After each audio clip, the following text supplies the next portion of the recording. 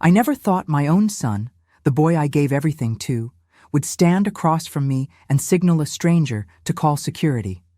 But there he was, in that upscale jewelry store on Fifth Avenue, his hand moving in a subtle gesture I wasn't supposed to catch.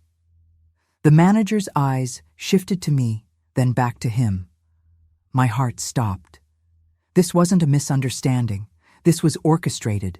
The fluorescent lights suddenly felt too bright, the air too thin. I could taste copper in my mouth, that metallic tang that comes right before you realize your entire life has been a carefully constructed lie. But let me back up. 3 months earlier, I was still living in what I thought was my perfect world. My name is Eleanor, and at 67 years old, I thought I had it all figured out. A sprawling brownstone in Brooklyn Heights, a successful catering business I'd built from scratch, and 3 children who called me every Sunday. Well, they used to call every Sunday. Looking back now, I can pinpoint exactly when those calls started feeling rehearsed, when my daughter Jessica's laughter began to sound hollow through the phone line. The business had been my baby for 40 years. I started with nothing but my grandmother's recipes and a dream, catering small birthday parties in our cramped Queens apartment. By the time I was 40, we were doing corporate events for Fortune 500 companies. By 50, I had a staff of 20 and a warehouse in Long Island. My late husband Marcus and I built it together, brick by brick, invoice by invoice. After he passed 8 years ago, I thought keeping it going would honor his memory. I thought my children understood that. My son Daniel, 39, had always been the ambitious one. He joined the business right out of college, worked his way up from delivery driver to operations manager. I was so proud. My daughter Jessica, 35, handled our social media and marketing. And my youngest, Michael, 32, managed our finances. A family affair. That's what I kept telling myself, even when the cracks started showing. The first real sign came during a board meeting 6 months before everything fell apart. Daniel suggested we expand into meal kit delivery, a complete pivot from our event catering model. I said we needed to think it through, do market research. The look he gave me, I can still see it. Not disappointment, contempt, like I was some old woman who didn't understand modern business. Jessica nodded along with everything he said. Michael stayed quiet, eyes on his laptop. I should have known then. But I convinced myself they were just eager, just trying to innovate. I mean, what kind of mother suspects her own children of plotting against her? That night, I went home to my empty brownstone and poured myself a glass of wine. The house felt too big, too quiet.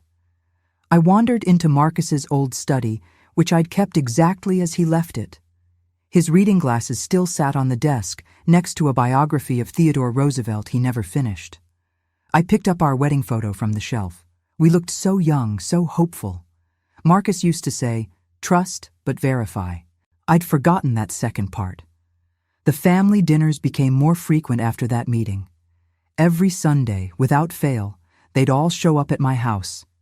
I'd cook Marcus's favorite pot roast, Jessica would bring wine, and we'd sit around that antique dining table I'd inherited from my mother. But something was off. The conversations felt staged. They'd ask about my health, about whether I was sleeping okay, whether I remembered to take my medications. At the time, I thought they were being caring. Now I know they were building a narrative. I remember one particular Sunday in early spring. The cherry blossoms were blooming outside my window, and I'd made a lemon cake from scratch. Daniel brought up the expansion again, but this time with numbers, projections, market analysis, investor interest. It all sounded impressive. Too impressive. I asked to see the data, to review it with my accountant. He said that wouldn't be necessary, that he had it handled. Jessica chimed in about how social media algorithms were changing, how we needed to act fast or lose relevance. Michael mentioned something about tax benefits if we restructured before the fiscal year ended. I felt this pressure building in my chest. Not quite panic, but close. It was like being in a room where everyone speaks a language you used to know, but somehow forgot. I said I needed time. Daniel's jaw tightened. Jessica put her hand on mine, her voice syrupy sweet. Mom, we're just trying to help. We know this is a lot for you to handle alone. Alone. That word stuck with me. I wasn't alone. I had built this company. I had kept it running after Marcus died. But suddenly, I was being made to feel incompetent, like I needed to be managed. I started noticing other things, small things. Jessica stopped asking about my book club. Michael would check his watch constantly during dinner. Daniel started bringing his wife less frequently, making excuses about the kids having activities. The warmth was draining out of our family gatherings, replaced by something that felt transactional, clinical. You know that feeling when you walk into a room and everyone stops talking?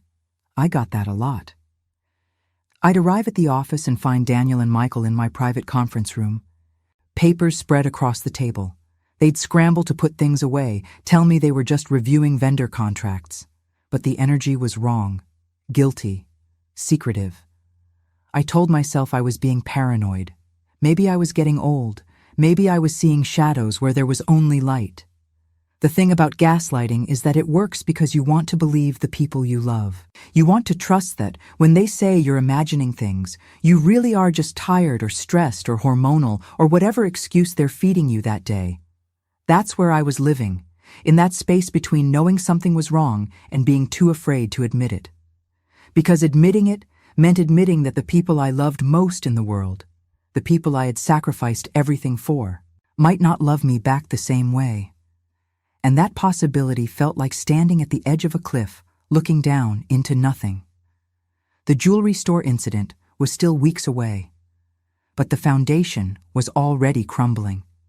I just didn't know it yet. Have you ever doubted your own sanity? Have you ever looked at your life and wondered if the problem is them or you? Because I was there, and let me tell you, it's the loneliest place in the world. I kept telling myself they needed me, that I had to hold on, no matter what. Because what kind of mother abandons her children? What kind of woman walks away from the business she built with her own hands? These weren't just questions, they were chains. And I wore them willingly because I thought that's what love looked like. The truth is, I was addicted to being needed. After Marcus died, my identity became wrapped up in taking care of everyone else. My children needed me to keep the business running so they had jobs. My employees needed me to sign their paychecks. My clients needed me to deliver perfect events. I measured my worth by how indispensable I was. And when you base your value on being useful, people will use you until there's nothing left. Daniel started scheduling meetings without telling me. I'd show up at the office and find out there had been a client consultation or a vendor negotiation I knew nothing about. When I confronted him, he'd act confused, say he sent me a calendar invite, ask if I'd checked my email. I'd go back and look, and there'd be nothing. But he'd planted the seed. Maybe I was forgetting things. Maybe I was slipping. Jessica ramped up her concerned daughter routine. She'd call me in the middle of the day, ask if I'd eaten lunch, remind me about doctor's appointments I'd never made. She sent me articles about cognitive decline in older adults, always prefaced with, "I'm just looking out for you, Mom." She even suggested I see a neurologist just to be safe. I actually went, spent 2 hours doing memory tests and cognitive assessments. The doctor said I was sharp as a tack, better than most people half my age. I felt vindicated. I showed Jessica the results. She smiled, hugged me, said she was so relieved. But I saw something flicker in her eyes. Disappointment.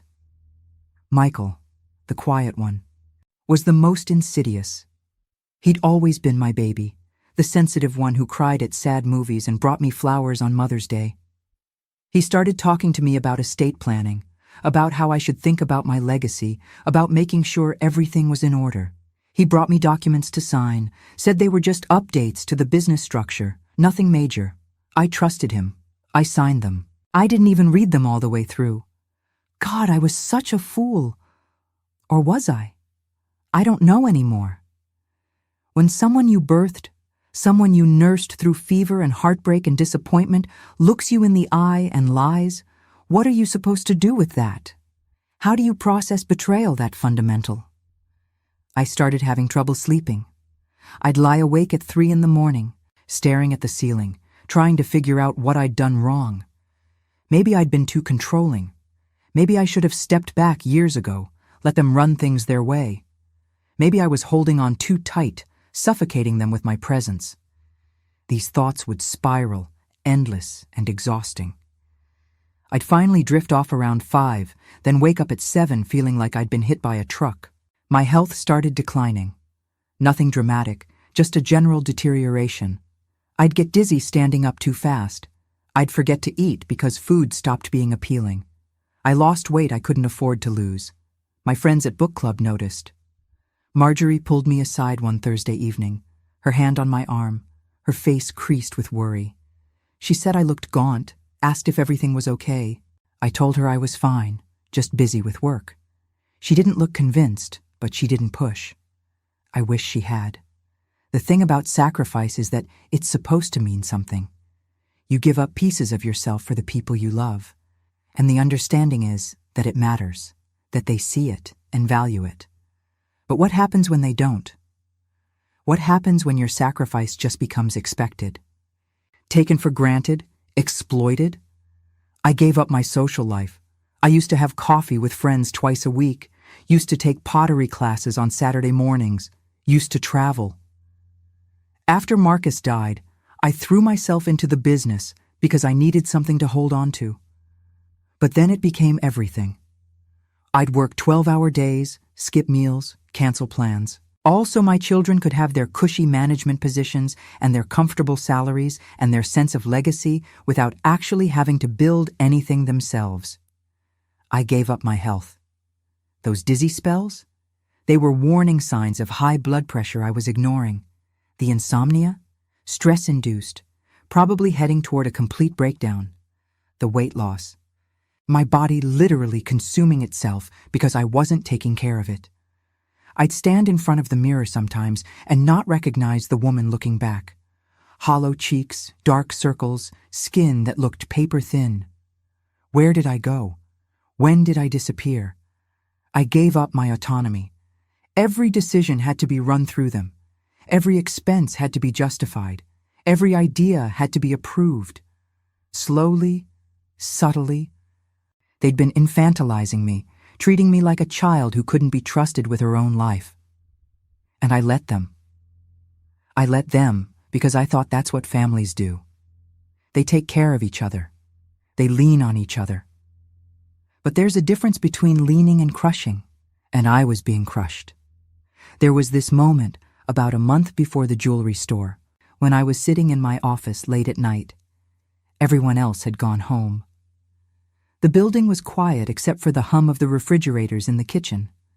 I was going through old photo albums, pictures from when the kids were little. Daniel's first day of kindergarten, Jessica's dance recital, Michael's college graduation. I'd been there for everything, every scraped knee, every broken heart, every triumph and failure. I'd shown up, I'd been present, I'd loved them fiercely and completely, and somehow that wasn't enough. Or maybe it was too much. Maybe I'd loved them so hard I'd smothered them. Maybe they resented me for it.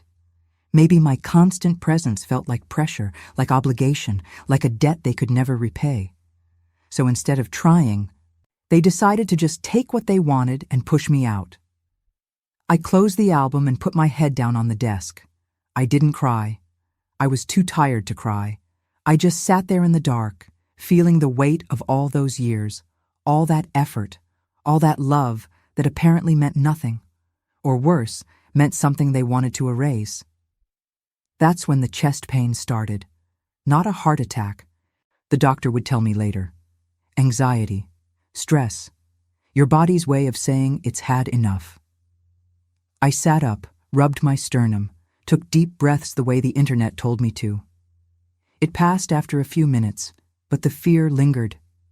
What if I died here, alone in this office, surrounded by invoices and contracts and the remnants of a dream that was being systematically dismantled? Would my children even care? Or would they just see it as an opportunity, one less obstacle in their way? I know some of you listening are probably screaming at me right now. Why didn't I leave? Why didn't I fight back sooner?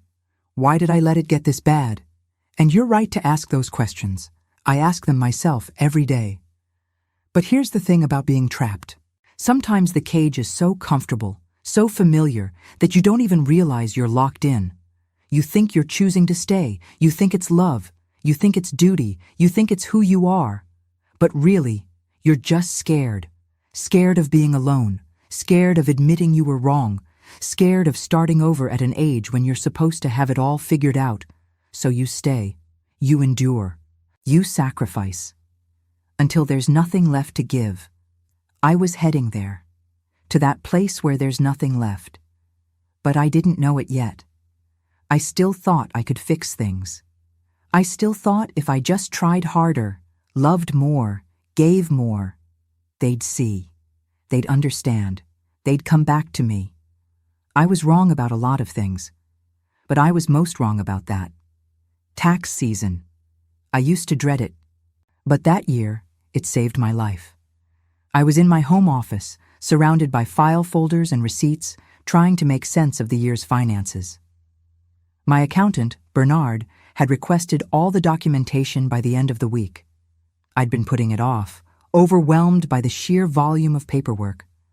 But on this particular Tuesday afternoon, with rain drumming against the windows and a cup of chamomile tea going cold on my desk, I finally dove in.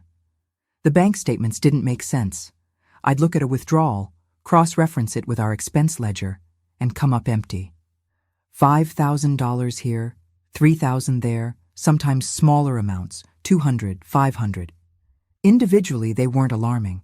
But when I started adding them up, when I laid out 6 months of statements side by side on my dining room table, a pattern emerged that made my hands shake. Someone was siphoning money, systematically, carefully, smart enough to vary the amounts, space them out, make them look legitimate. But I knew every expense in that business. I knew what we paid our vendors, what we spent on supplies, what went to payroll. These withdrawals didn't match anything. I sat back in my chair, staring at the evidence spread before me.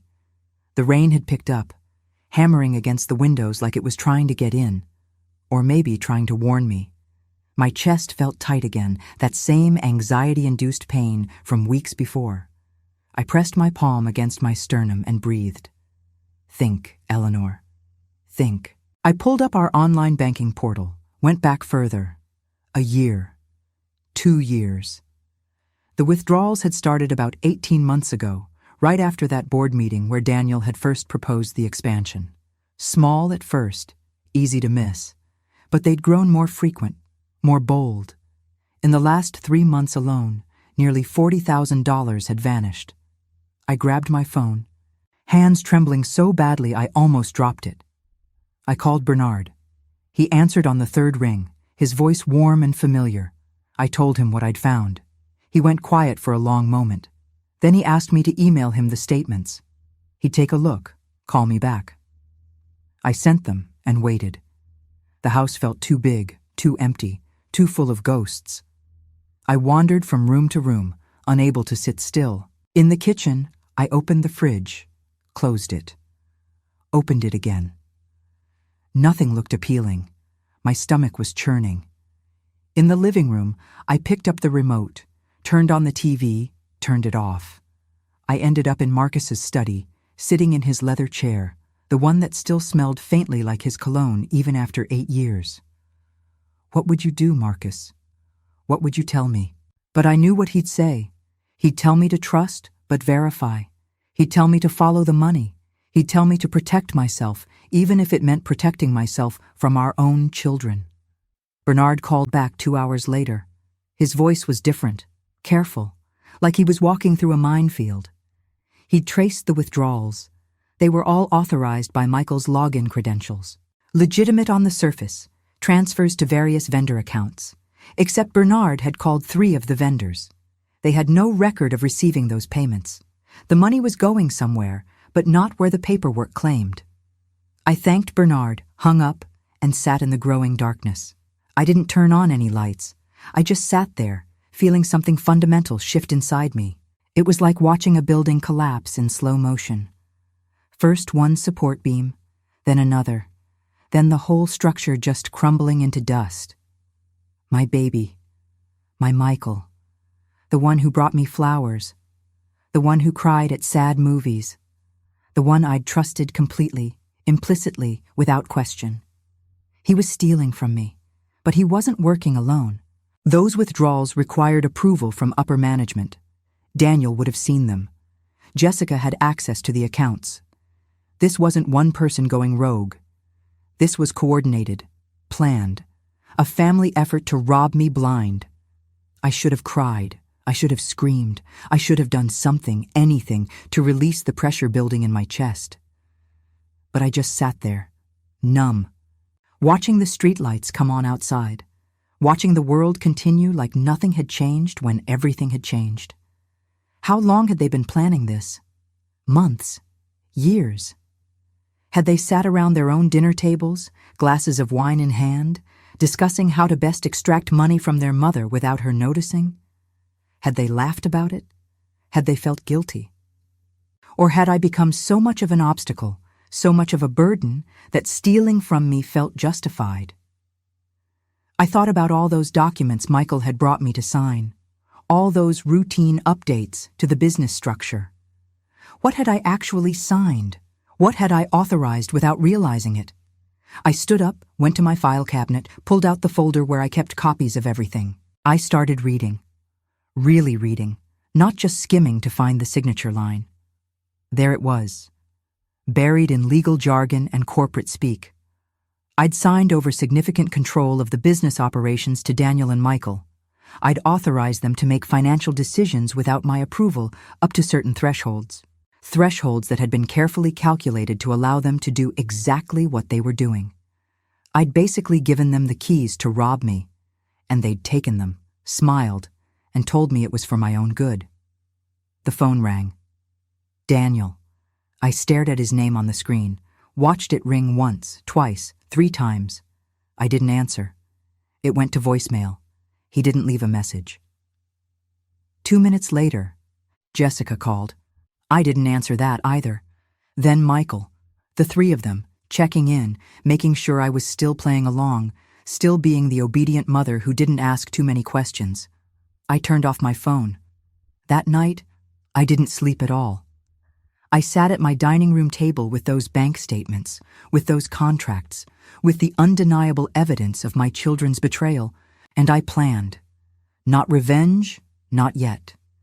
First, I needed to know the full extent of the damage. I needed to understand exactly what they'd done and what they were planning to do next. I spent the next 3 days gathering evidence. I went through every file in my office, every email, every text message. I made copies of everything, stored them in a safe deposit box at a bank across town, somewhere they wouldn't think to look. I called my lawyer, a woman named Patricia who'd handled Marcus's estate. I told her I needed to review some business documents, nothing urgent, just routine. I didn't tell her why. Not yet. I acted normal during the day, smiled at the office, made small talk, approved purchase orders. But at night, I became a detective in my own life, piecing together the puzzle of my own betrayal. And with each piece I found, each lie I uncovered, something inside me hardened. The grief turned to ice. The confusion turned to clarity. They thought I was weak. They thought I was old and confused and easy to manipulate. They thought wrong. I found emails between Daniel and a business consultant discussing how to transition management and phase out outdated leadership. That was me. I was the outdated leadership. I found texts between Jessica and Michael about Mom's situation and how they needed to handle it delicately. I found spreadsheets projecting the company's value without me, with them in full control. They were building a case to push me out completely. The money they were stealing? That was just the beginning. They wanted it all. I later learned that of those who returned, 97% returned multiple times before finally leaving for good. I read that statistic in an article about domestic abuse, but it hit me like a punch to the gut. Because that's what this was, wasn't it? Abuse, financial abuse, emotional abuse, the systematic dismantling of a person's dignity and autonomy. And I'd been returning again and again, giving them more chances, believing their excuses, doubting my own instincts. Not anymore. One morning, I woke up and couldn't get out of bed. Not wouldn't, couldn't. My body had staged a mutiny. My legs felt like lead. My arms were too heavy to lift. I lay there, staring at the ceiling, and thought, this is it. This is what giving up feels like. I'd seen my doctor the week before for a routine checkup. She'd looked concerned, asked about my stress levels, my sleep, my appetite. I'd told her I was fine, just busy. She'd given me that look doctors give when they know you're lying but can't force you to tell the truth. She'd run some blood tests. Everything came back normal. Physically. But she'd recommended I see a therapist. I'd thanked her and promptly ignored the referral. Now, lying in bed, unable to move, I wondered if she'd been right. Maybe I did need help. Or maybe my body was just finally saying what my mind had been too scared to admit. Enough is enough. I eventually managed to get up, but it took over an hour. Every movement felt like wading through concrete. I made it to the bathroom, looked at myself in the mirror, and gasped. The woman looking back was a stranger. Hollow eyes, skin the color of old newspaper, cheekbones so sharp they looked painful. I'd always been thin, but this was different. This was skeletal. Sick. When had this happened? How had I not noticed? I touched my face, half expecting my fingers to go right through, like I was already a ghost. The exhaustion wasn't just in my bones. It was etched into every line, every shadow, every part of me. This wasn't regular tired. This was the kind of tired that comes from carrying something too heavy for too long. I got dressed in clothes that hung off my frame, went downstairs, made coffee I couldn't drink. I sat at the kitchen table and stared at nothing. The house was so quiet, I could hear my own heartbeat, irregular and fluttering like a trapped bird. My phone buzzed. Daniel, asking if I was coming into the office. I texted back that I wasn't feeling well, I'd work from home. He responded immediately, "Feel better, Mom. Love you, love you." I stared at those two words until they stopped making sense. Love. What did that word even mean to him? To any of them? Was it love to steal from your mother? Was it love to plot her removal from the company she built? Was it love to gaslight and manipulate and slowly drive her into the ground? I thought about my mother, gone 20 years now. She'd been tough, critical, not particularly warm, but she'd been honest. She'd never pretended to be something she wasn't. I'd spent my whole life trying not to be like her, trying to be softer, more nurturing, more available. And look where it got me. Maybe she'd had the right idea after all. I pulled myself together enough to make an appointment with a new doctor, someone my children didn't know. I needed an objective assessment of my health, needed to know if what I was feeling was real or just anxiety playing tricks on me. The appointment was for the following week, but I didn't make it that long. 3 days later, I collapsed at the office. 1 minute I was standing in the supply room taking inventory. The next I was on the floor with Jessica hovering over me, her voice sharp with panic. Someone called an ambulance. I tried to tell them I was fine, just dizzy, but my words came out slurred. The paramedics arrived, strapped me to a gurney, took my vitals. My blood pressure was through the roof. My heart rate was erratic. They loaded me into the ambulance. I spent 6 hours in the emergency room. They ran tests, did an EKG, checked for signs of stroke.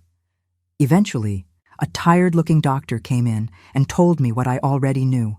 Severe stress, hypertension, malnutrition. Nothing immediately life-threatening, but I was on a dangerous path. She asked about my home life, my work situation. I told her it was complicated. She nodded like she'd heard that before, prescribed some medications, told me to follow up with my primary care physician. Daniel, Jessica, and Michael all showed up at the hospital. They surrounded my bed, faces etched with concern.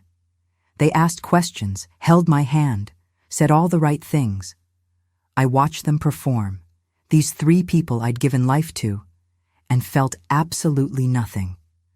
The love I'd once felt for them had curdled into something else, not quite hate, more like resignation. Jessica offered to stay with me that night. I declined. Daniel insisted on driving me home. I agreed only because I didn't have the energy to argue. The drive was silent, except for his occasional glances in my direction, asking if I was okay. I said I was fine. We both knew I was lying. He walked me to my door, hugged me, told me to rest. I went inside, locked the door behind me, and immediately went to my bedroom. I didn't change clothes. I just lay down, fully dressed, and stared at the ceiling. My reflection from that morning kept flashing in my mind.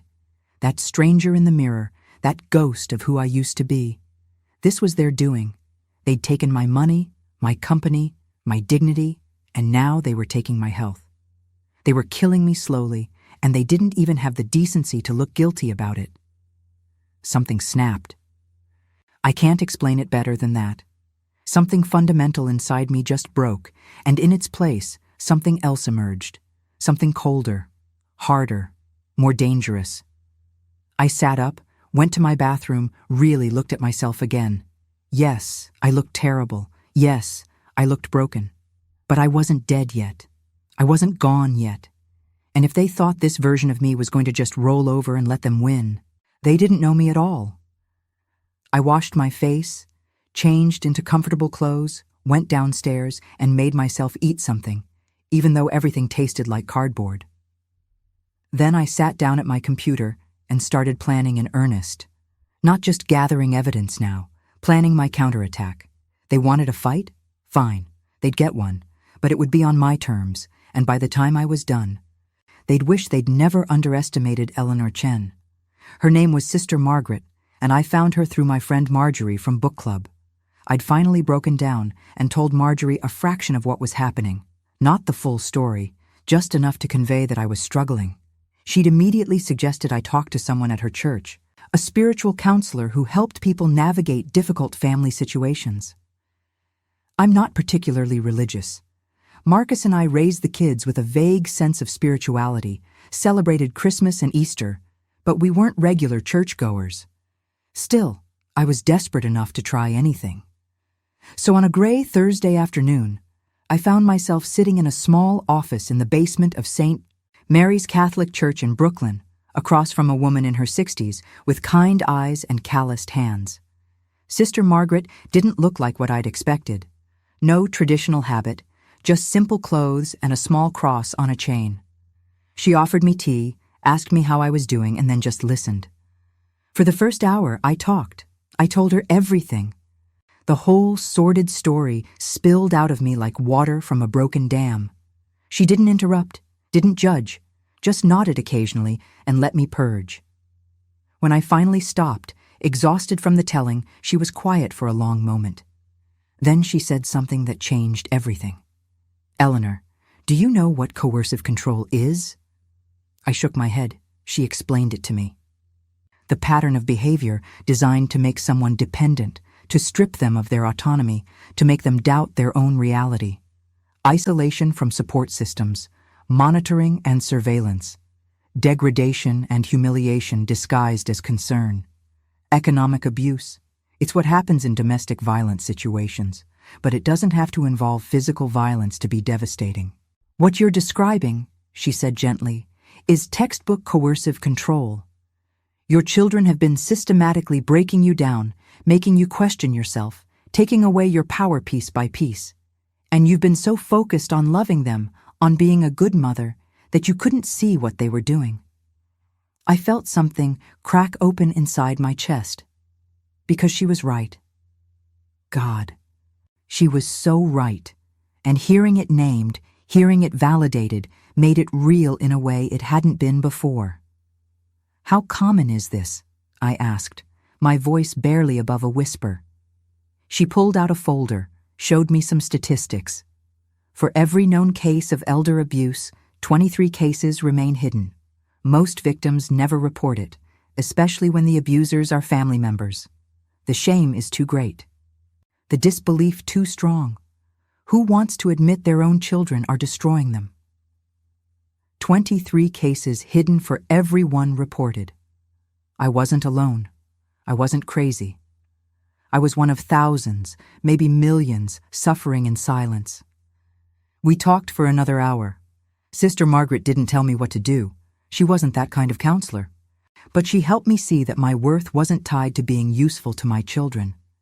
That setting boundaries wasn't selfish. That protecting myself wasn't betrayal. You've spent your whole life defining yourself by your relationships to other people, she said. Marcus's wife, Daniel, Jessica, and Michael's mother, the business owner who employs dozens of people. But who is Eleanor?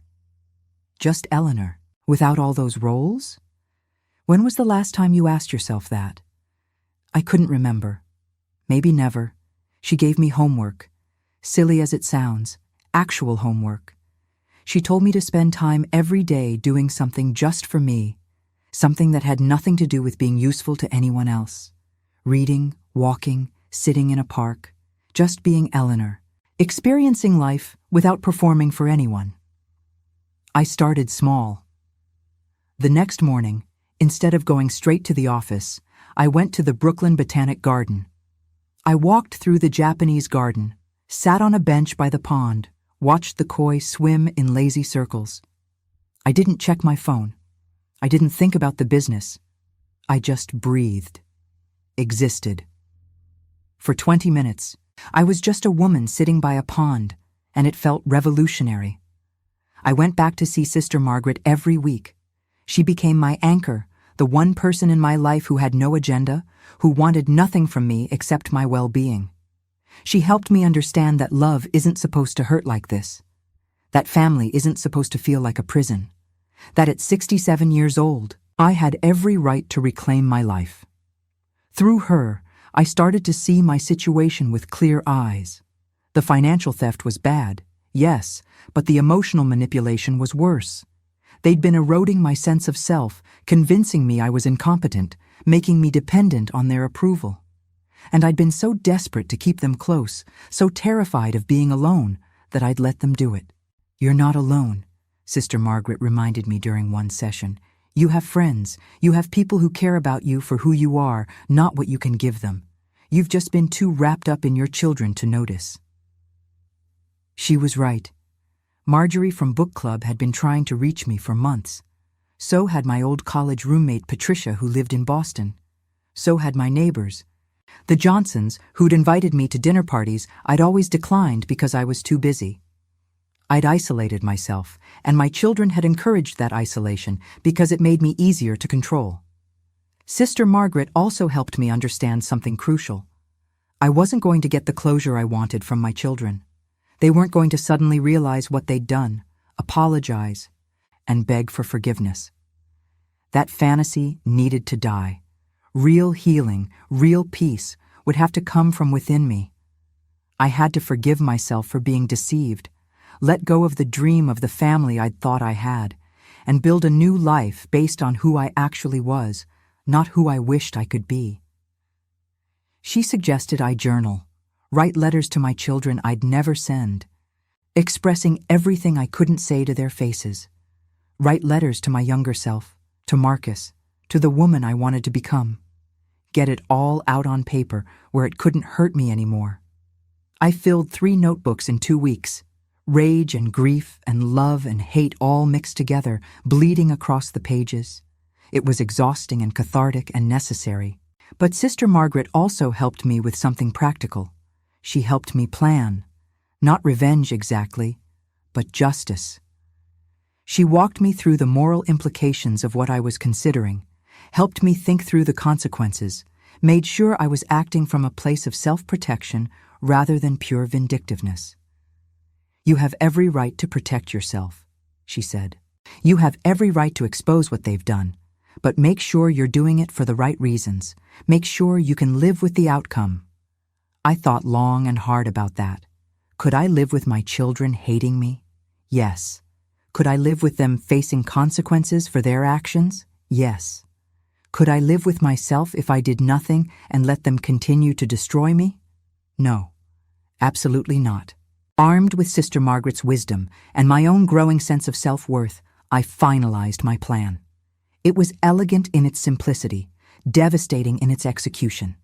I would give them exactly what they'd been trying to take, but on my terms. and I'd make sure everyone knew exactly what they'd done to get it. The trap was set on a Sunday, appropriately enough. Family dinner at my house, same as always. I'd spent the morning cooking, preparing all their favorites like nothing was wrong. Daniel arrived first with his wife Sarah and their 2 kids.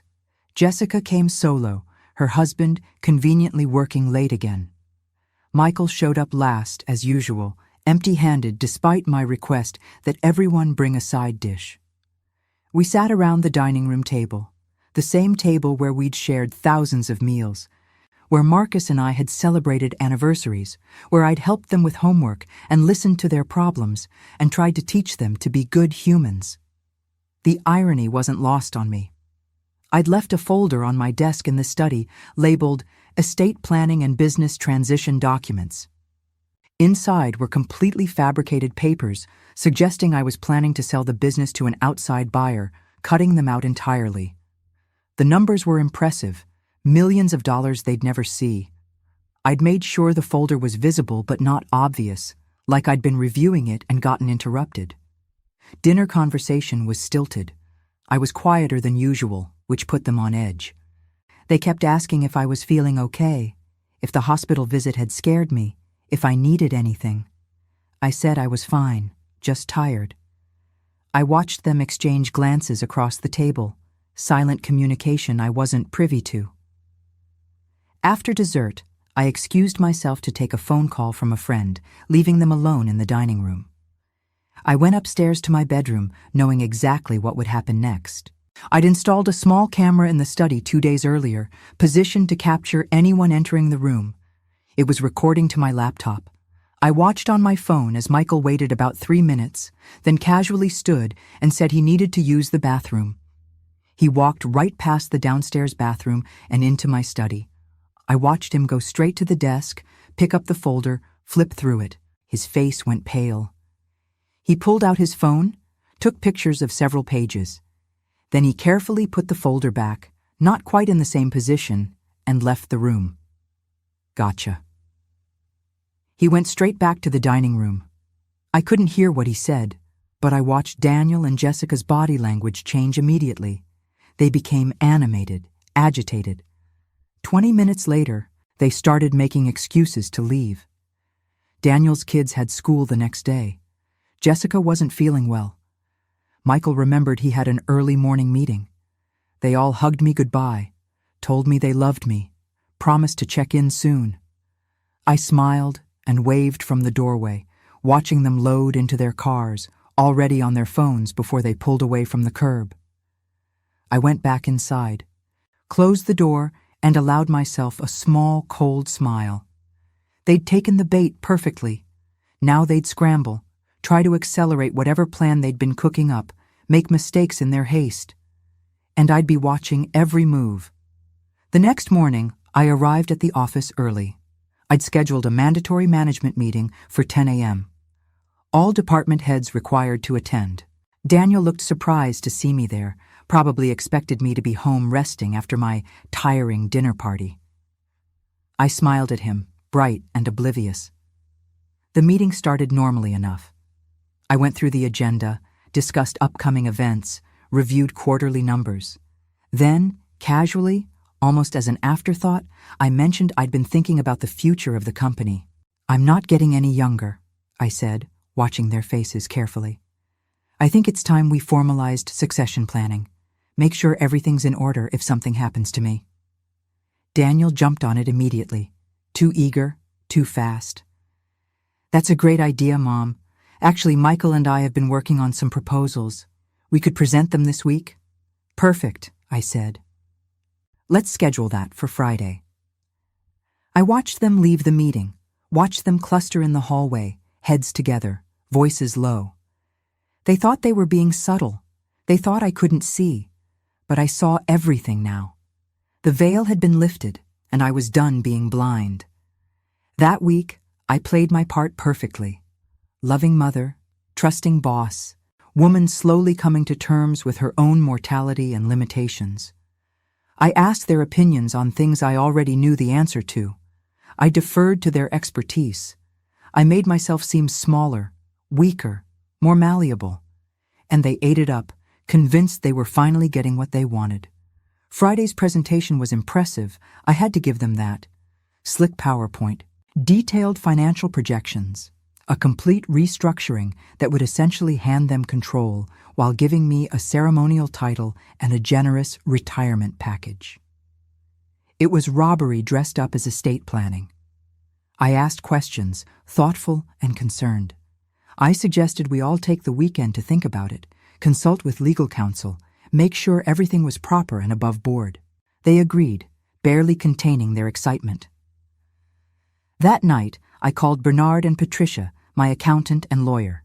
I told them everything, showed them all my evidence, laid out exactly what my children had done and what they were trying to do. Bernard was shocked. Patricia was furious, but both of them were ready to help.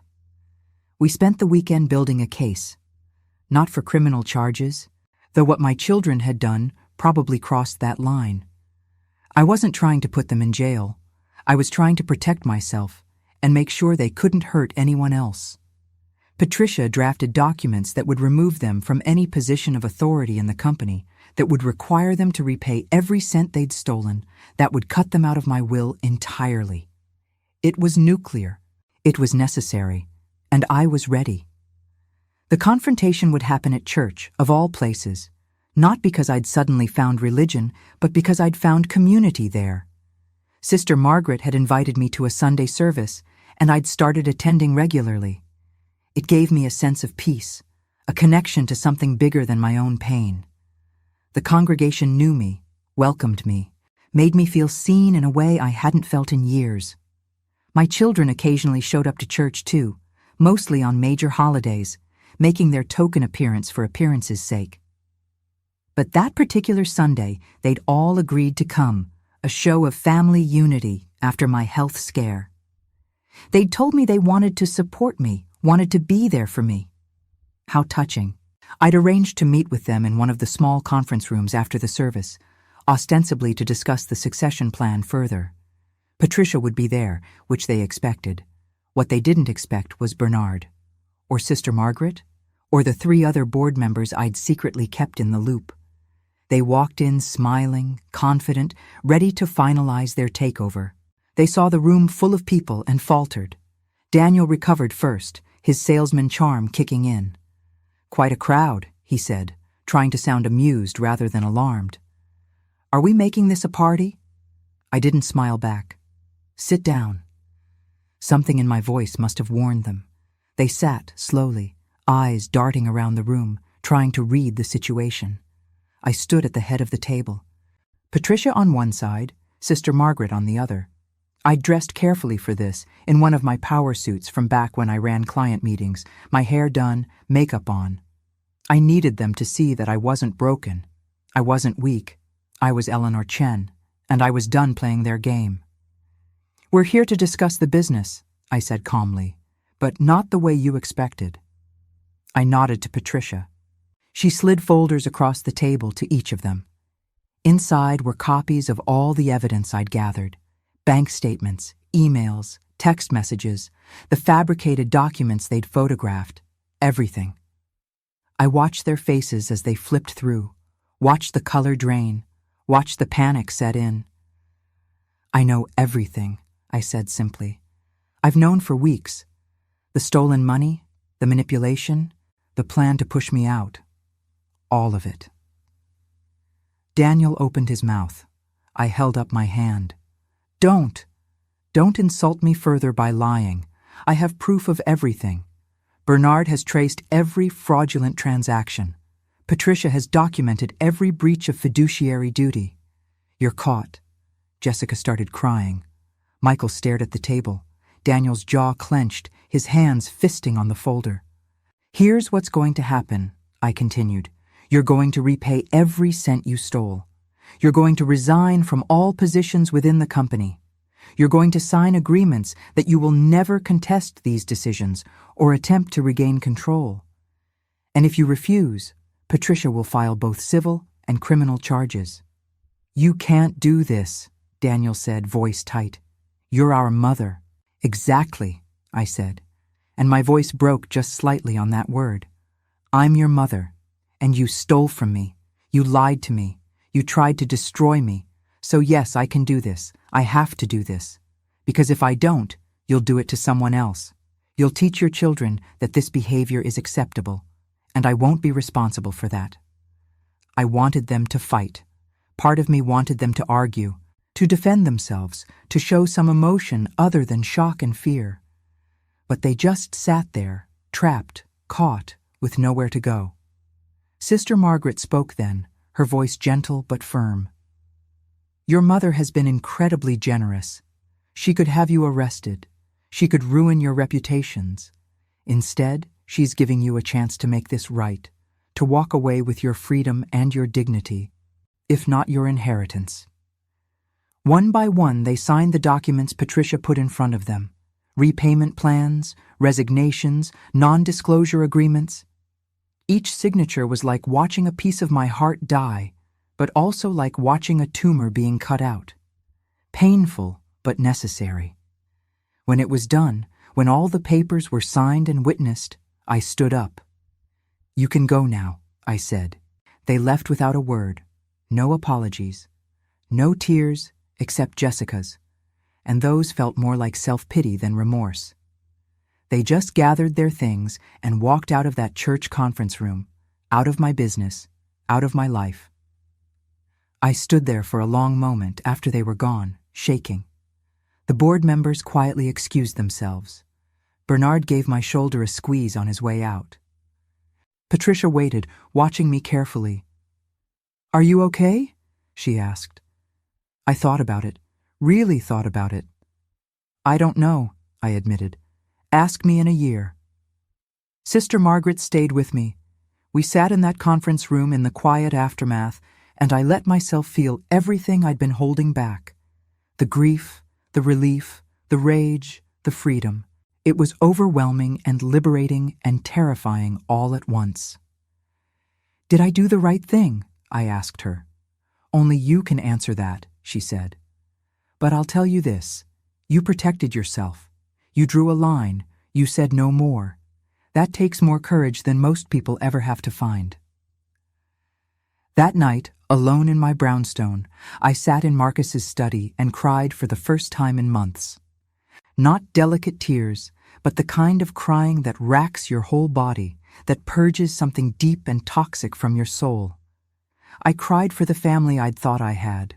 I cried for the years I'd wasted trying to be someone I wasn't. I cried for my children who'd chosen greed over love. And I cried for myself, for the woman who'd been so beaten down she almost forgot she was worth saving. But when the tears finally stopped, when I washed my face and looked in the mirror, I saw something different. Not the ghost from weeks ago, not yet the strong woman I wanted to become, but something in between, something with potential. I was 67 years old, and I was starting over. It should have felt terrifying. Instead, it felt like possibility. They didn't face real legal consequences. I couldn't do it. Despite everything, despite the theft and the lies and the systematic destruction of my trust, I couldn't bring myself to press criminal charges. They were still my children. That biological connection, that history, it meant something, even when I wished it didn't. The repayment plan was structured over 5 years. They'd have to liquidate assets, probably downsize their lifestyles significantly, but they wouldn't go to jail. They wouldn't have criminal records. I'd given them mercy they probably didn't deserve. Patricia thought I was making a mistake.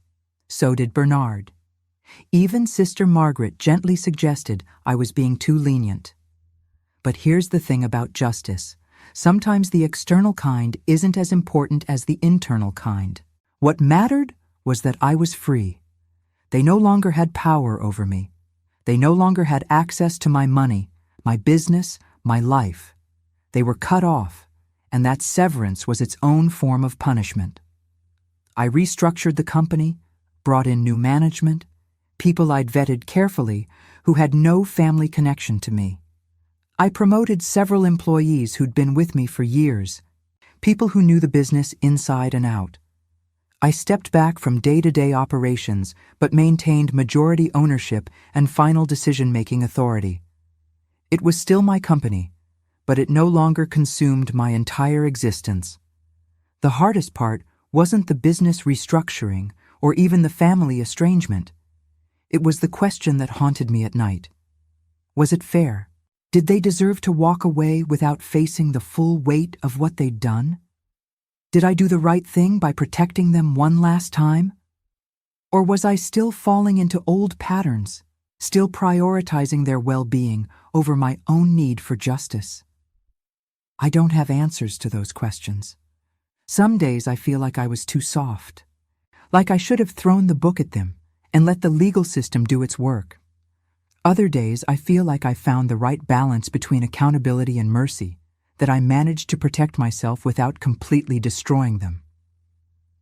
Do you think that was fair? Tell me in the comments, what would you have done in my place? Would you have pressed charges? Would you have cut them off completely? Or would you have found some middle ground like I did?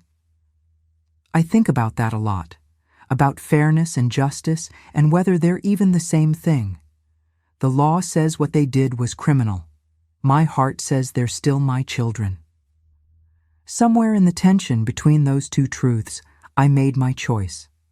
I chose to be free more than I chose to be vindicated. I later learned, through my work with elder advocacy groups, that 94% of people who experience financial abuse from family members never report it. 94%. I wasn't one of them.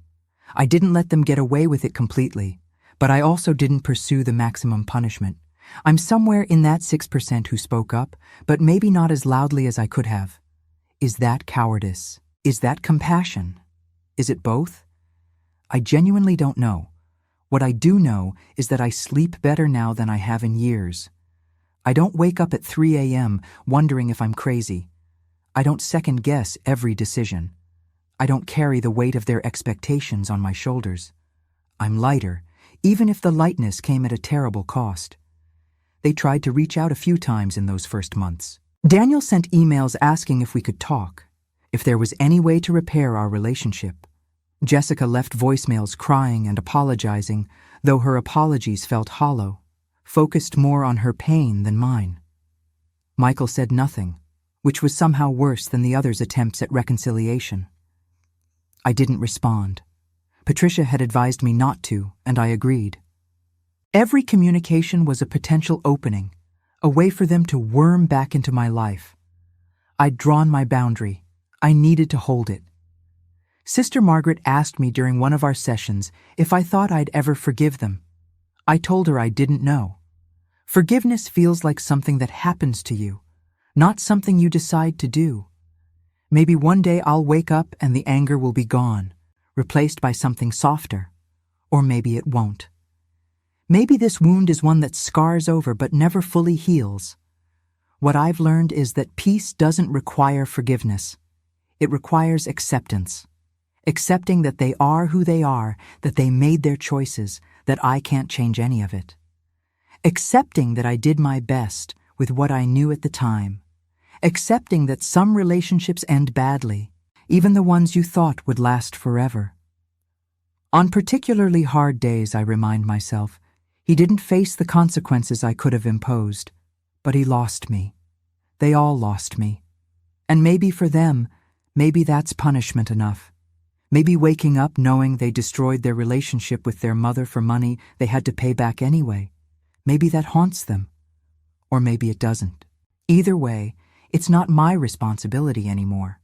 That realization that their emotional landscape is no longer my problem is its own kind of freedom. I spent 67 years being responsible for their happiness, their success, their feelings. I'm done. They're adults. They made adult choices. They can live with adult consequences. The jewelry store incident happened during all this.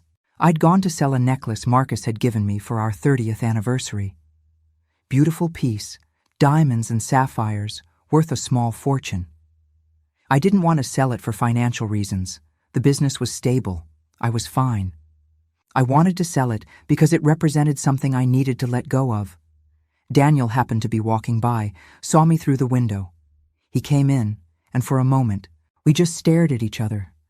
Then he saw what I was doing, saw the necklace on the counter, and his face changed. He thought I was broke. He thought I was desperate. He thought he'd won. He made a gesture to the manager, a subtle signal I wasn't supposed to catch. The manager's hand moved toward the phone. They thought I was doing something illegal. They thought I'd stolen the necklace, that a disheveled old woman couldn't possibly own something that valuable. I saw it all play out in slow motion. Daniel's smug satisfaction, the manager's suspicion, the other customers starting to stare, and something in me just clicked. I pulled out my documentation, proof of purchase, certificate of authenticity, everything. I calmly explained that my late husband had purchased this necklace 32 years ago from this very store, and I had every right to sell it. The manager apologized profusely. Daniel stood there, caught, embarrassed. I completed my transaction, pocketed the check, and walked past my son without a word. I didn't need to say anything. My dignity said it all. That night, I took the money from the necklace and donated it to a women's shelter that helps victims of domestic abuse. It felt right, using something that represented my past to help other women build their futures. I'm not completely healed. I still have moments of doubt, moments where I wonder if I was too harsh or not harsh enough. I still feel the phantom weight of their expectations, the ghost of who I used to be. But those moments are getting fewer and farther between. What I have now is something I never had before. Peace that isn't dependent on anyone else's approval. Freedom that doesn't require permission. A life that belongs entirely to me for the first time ever. Is it the justice I wanted? No. Is it the justice I needed? Maybe. I'm still figuring that out. 6 months after the confrontation at church, I did something I'd been planning since the day everything fell apart. I sold the business. Not to my children, obviously, and not to some faceless corporation that would strip it for parts. I sold it to a collective of employees who'd been with me for over a decade, people who understood its heart and soul. I structured the deal so they could afford it, financed part of it myself, gave them favorable terms. It was the right thing to do. The sale finalized on a Tuesday in September, one of those perfect early autumn days when the air smells like possibility. I signed the papers in Patricia's office, surrounded by people who'd helped me rebuild my life piece by piece. When it was done, when the business that had defined me for 40 years was officially no longer mine, I felt something I hadn't expected. Relief, pure, uncomplicated relief. I walked out of that office building and into Central Park. I sat on a bench by the lake and just breathed. I was wealthy, financially secure from the sale. I was healthy, my blood pressure back to normal, my weight slowly returning. I was free, truly free, for the first time in my adult life. And I was terrified. Because who was I without the business? Without my children? Without all the roles I'd used to define myself? I was about to find out. I started volunteering at a women's shelter in the Bronx, the same organization I donated to after selling the necklace. 3 days a week, I'd take the subway up from Brooklyn and spend my afternoons helping women navigate the systems designed to help them escape abuse. I'd sit with them while they filled out restraining orders. I'd help them understand their financial options. I'd listen to their stories and tell them mine, and we'd heal together. One woman, Maria, reminded me so much of myself. She was older, had adult children who'd manipulated her into signing over her house. She felt stupid for trusting them, ashamed of falling for their lies. I told her what Sister Margaret had told me. You're not stupid, you're a mother. Mothers are wired to trust their children. It's not a weakness, it's just who we are. What matters is what you do once you know the truth, Maria cried. Then she started fighting back. Last I heard, she'd gotten her house back and cut off her kids completely. I hope she's doing okay. I think about her sometimes, wonder if she found the same kind of peace I'm still searching for. Through the shelter, I met other volunteers who became friends. Real friends, the kind who like you for who you are, not what you can do for them. We go to museums on weekends, try new restaurants, take day trips to the Hudson Valley. Simple things, unremarkable things that somehow feel revolutionary when you've spent your whole life serving other people. I joined a book club that actually discusses books instead of just drinking wine and gossiping, though we do plenty of that too. I started taking pottery classes, something I'd wanted to do for years but never had time for. I'm terrible at it. My bowls are lopsided and my vases look drunk, but I don't care. I show up every Thursday evening and make ugly pottery and laugh at myself, and it's perfect. I reconnected with my college roommate Patricia, who I hadn't really talked to in years beyond cursory holiday cards.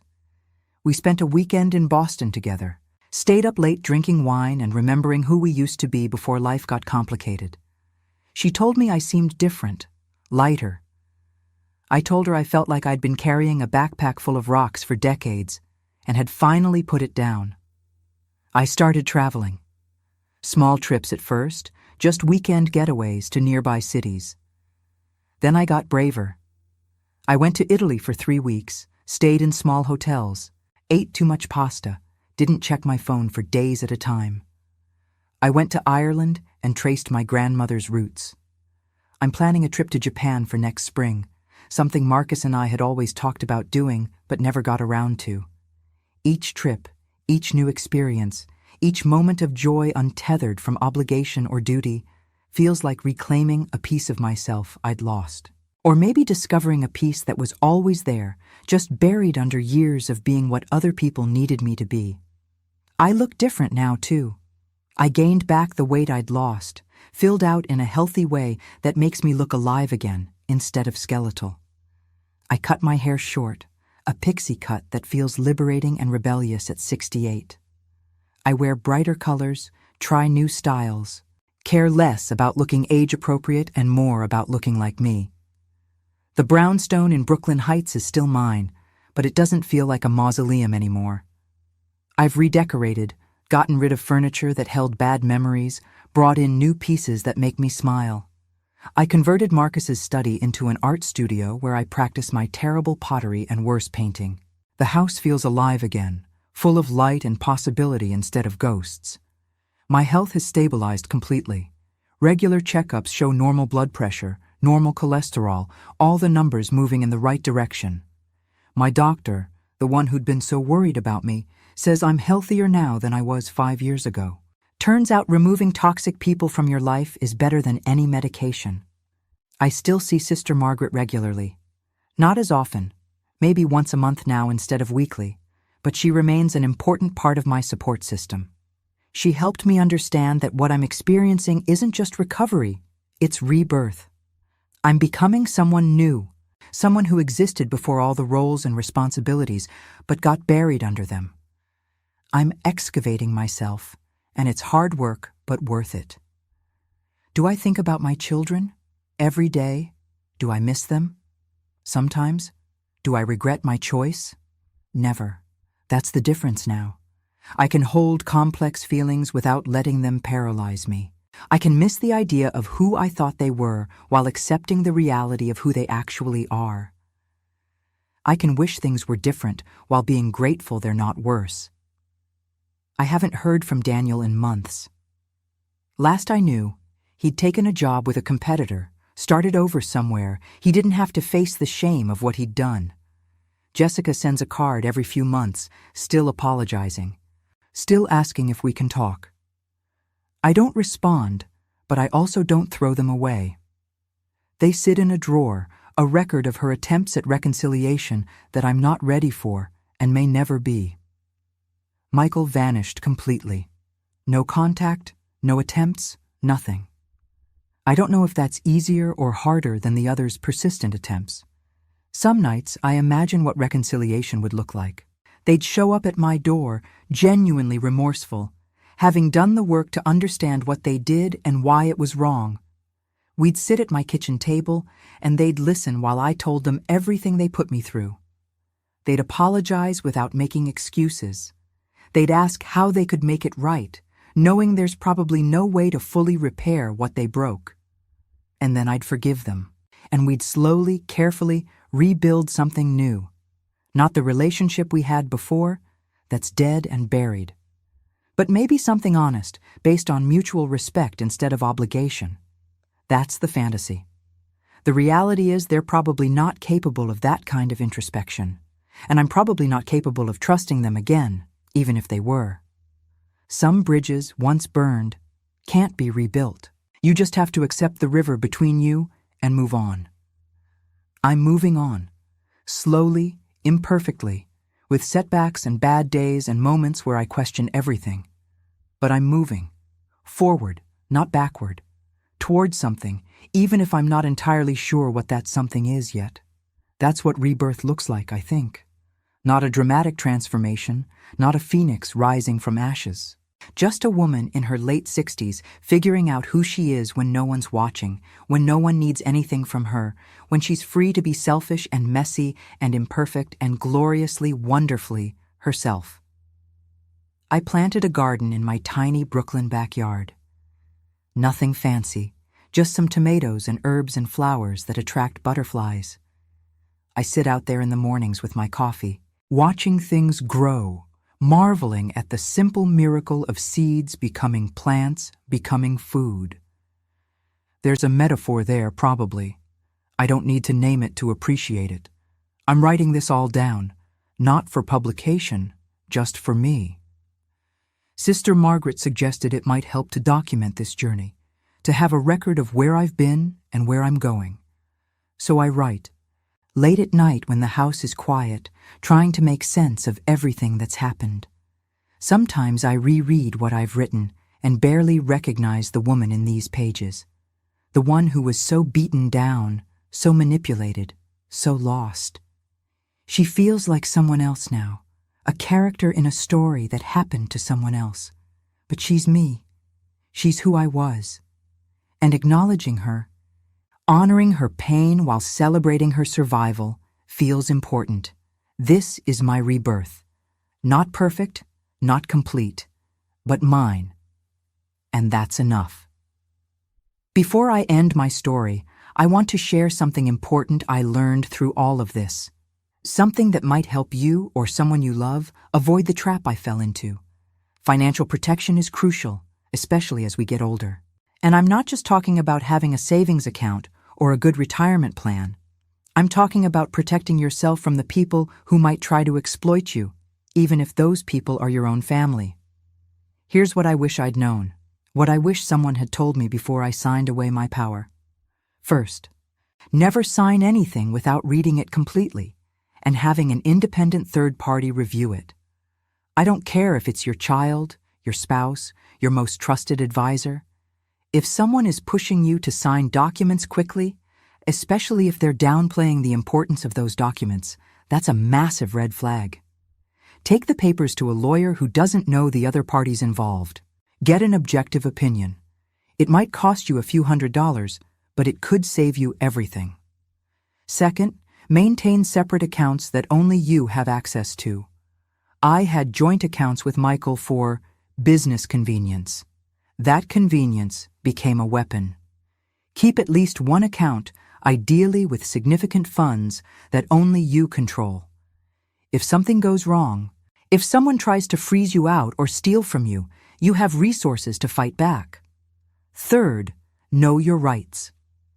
In most states, there are laws specifically protecting older adults from financial exploitation. If someone is stealing from you, manipulating you, or coercing you into signing documents, that's not just morally wrong, it's often illegal. Contact your local area agency on aging, adult protective services, or a lawyer who specializes in elder law. There are resources available, but you have to be willing to use them. Fourth, pay attention to warning signs. If family members are suddenly very interested in your finances, asking detailed questions about your assets, pushing you to change legal documents, or isolating you from other advisors, that's concerning. If they're making you feel incompetent, questioning your memory, or suggesting you're too old to handle your own affairs when you're perfectly capable, that's coercive control. I learned that financial abuse of older adults is incredibly common. Some estimates suggest that 1 in 10 Americans over 60 experiences some form of elder abuse, and financial exploitation is one of the most common types. For every case that gets reported, 23 remain hidden. The shame is too great, the disbelief too strong. People don't want to admit their own children are robbing them. But here's the thing. It's not your fault. It's not a reflection of your intelligence or your worth as a person. Abusers are skilled at manipulation. They know which buttons to push, which vulnerabilities to exploit. They use your love against you, your desire to keep the family together, your fear of being alone. That's not weakness on your part. That's calculated exploitation on theirs. Another thing I learned through my work at the shelter, financial abuse often escalates. It starts small, little requests for money, little mistakes in accounting, little changes to documents. But it grows. The abuser gets bolder, takes more risks, becomes more brazen. If you're seeing the early signs, don't convince yourself it's nothing. Don't tell yourself they'd never really hurt you. Address it now, while you still have the power to protect yourself. Create a safety plan. This might sound dramatic, but it saved me. Have copies of all important documents stored somewhere your potential abuser can't access. Keep emergency cash hidden. Have a list of contacts, lawyers, accountants, trusted friends, people who can help you if things go bad. Know where you'd go if you needed to leave quickly. It sounds paranoid until you need it, and then it's a lifeline. Talk about it. Tell someone you trust what's happening, even if you're not sure it's really abuse, even if you feel embarrassed or ashamed. Isolation is an abuser's best friend. When you're isolated, you have no one to reality check your experiences, no one to tell you that what's happening isn't normal. I wish I'd told Marjorie sooner, told Sister Margaret sooner, told anyone sooner. The silence protected my children, not me. Educate yourself about cognitive decline versus normal aging. My children tried to convince me I was losing my mental capacity when I was perfectly fine. They sent me articles, suggested doctor's visits, planted seeds of doubt. If you're worried about your cognitive health, by all means, see a doctor. But don't let someone else define your competency for you, especially if they have a financial interest in you being deemed incompetent. Understand the difference between help and control. Real help empowers you to make your own decisions. Control disguises itself as help, but actually strips you of autonomy. If someone insists on managing your finances, handling your legal affairs, or protecting you from information, ask yourself, who is this actually benefiting? If you're the family member or friend of someone you suspect is being exploited, speak up. I know it's hard. I know you don't want to believe someone's children would do this to them. But your silence helps the abuser, not the victim. Approach it gently, express concern without judgment, offer specific help.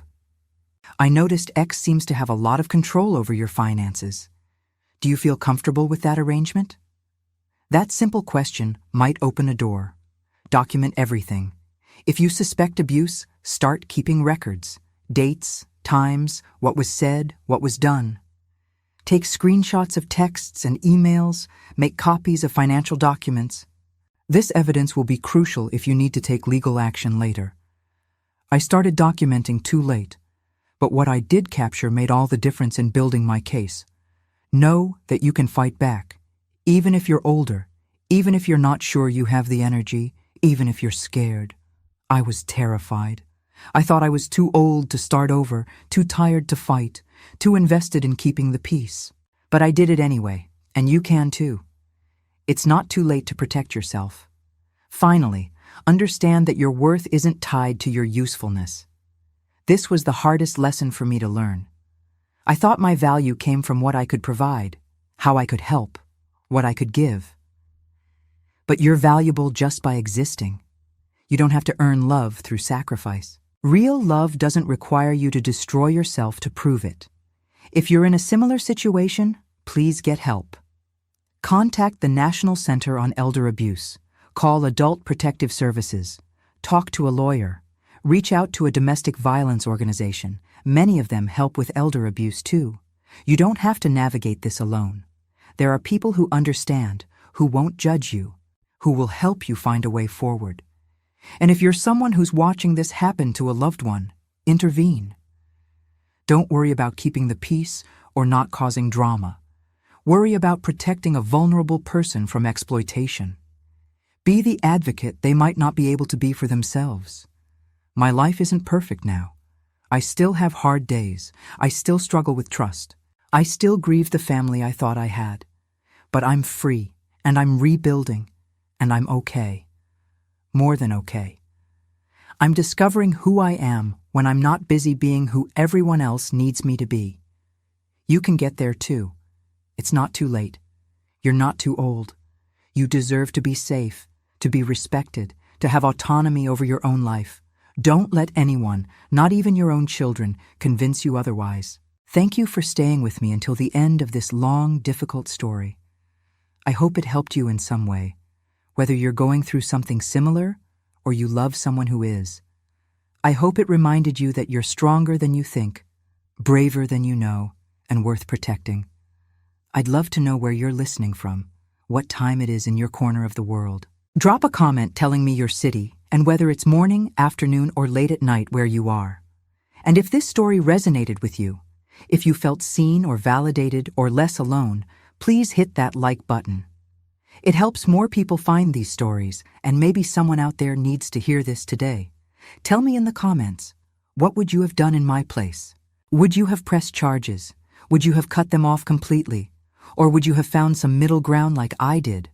I'm genuinely curious what you think. There's no right answer, just different choices with different consequences. If you want to hear more stories like this, stories about survival and betrayal and rebuilding, please subscribe to the channel. There are so many of us out there with stories to tell, so many voices that need to be heard. Yours might be next. And if you're not sure what to watch next, I'd recommend checking out 2 stories that really connected with me. There's one about a woman who discovered her husband's second family, and another about a mother who had to choose between her daughter and her own safety. Both are